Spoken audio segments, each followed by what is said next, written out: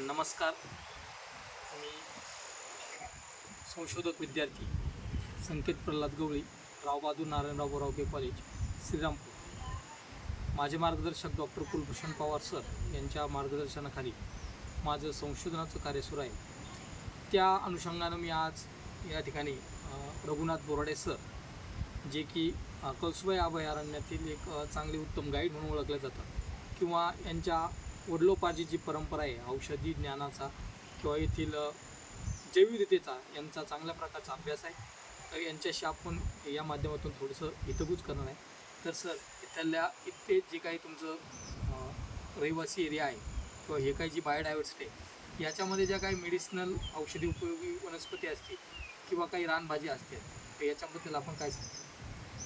इथली जैवविविधता खूपच वेगळी आहे. म्हणजे इथं रानभाज्यांचं प्रमाण किंवा मग आयुर्वेदिक वनस्पतींचं प्रमाण खूप मोठ्या प्रमाणावर आहे.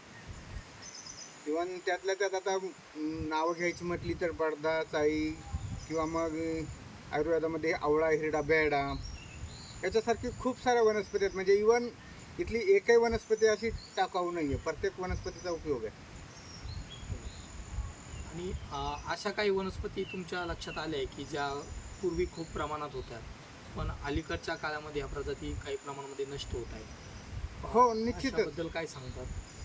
निश्चितच. पूर्वीच्या काळी एक अमरकांत, तुम्हाला माहीत असेल, किंवा आमच्याकडे आस्कंद वगैरे म्हटलं जातं. आता जस्ट याचं संख्या खूप कमी झाली आहे, कारण जंगलामध्ये डुकरांचं प्रमाण वाढलं आणि डुकरांनी ती वनस्पती एकदम कमी, म्हणजे जिथं कपरा आहे किंवा कडा आहे त्याच ठिकाणी तुरळक ठिकाण राहिली. आणि अमरकांदाचा आयुर्वेदामध्ये खूप मोठ्या प्रमाणावर उपयोग सांगितला आहे. तुमची सांधेदुखी किंवा सांधेदुखीवर सर्रासपणे खूप मोठ्या प्रमाणावर उपयोग होतो. धन्यवाद.